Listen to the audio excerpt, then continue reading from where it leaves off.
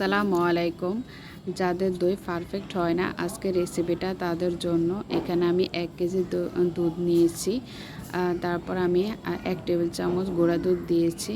এখন ভালো করে মিক্সড করে নেব। তারপর আমি চুলায় এভাবে নাড়তে নাড়তে দুধটাকে কমিয়ে হাফ কেজি করে নিয়েছি। এখন আমি এক সাইডে রেখে দেব ঠান্ডা হওয়ার জন্য। তারপর আমি এখানে ক্যারামেল তৈরি করব।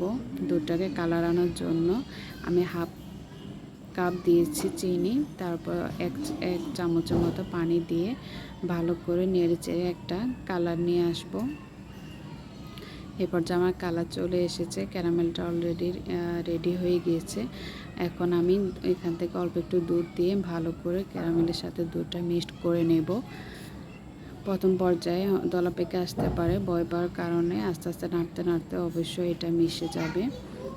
ভালো করে আমি এটাকে দুধের সাথে মিশিয়ে নিয়েছি। দেখুন কালারটা কত সুন্দর এসেছে ক্যারামেলটা দেওয়ার কারণে। এখন আমি টক দই অ্যাড করব। এটাকে ঠান্ডা করে রাখবো আগে। তারপর এখানে টক দই পানি ঝরিয়ে নিয়েছি।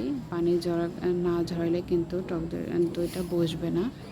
তো আমি এখানে টক দইটাকে ভালো করে ফেটিয়ে নিচ্ছি।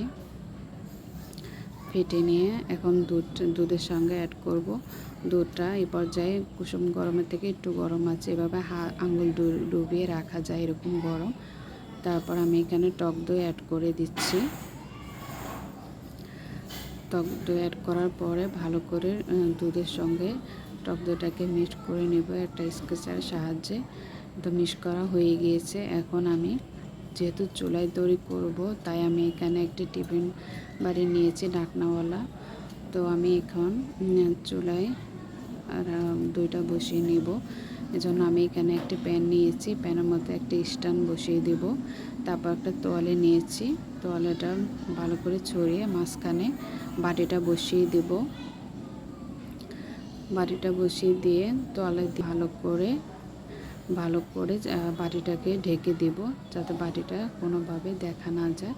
তাহলে ভালো করে গরম হবে বাটিটা। আমি এখন ঢাকনা দিয়ে ঢেকে দেব। ঢাকনার মধ্যে একটা ছিদ্র থাকে, সেই ছিদ্রটাকেও বন্ধ করে আধা ঘন্টার জন্য জাল করে নেব। তারপর 2 ঘন্টা আবার রেখে দেব এভাবেই। তারপর ফ্রিজে রেখে সারা রাত ফ্রিজে রেখে সেট করে নিয়েছি আমার দইটা। দেখতেই পাচ্ছেন আমার দইটা কতটা পারফেক্ট হয়েছে। আপনারা এভাবে প্রত্যেকটা স্টেপ ফলো করলে এভাবে পারফেক্ট একটা দই বানিয়ে নিতে পারবেন। আল্লাহ হাফেজ।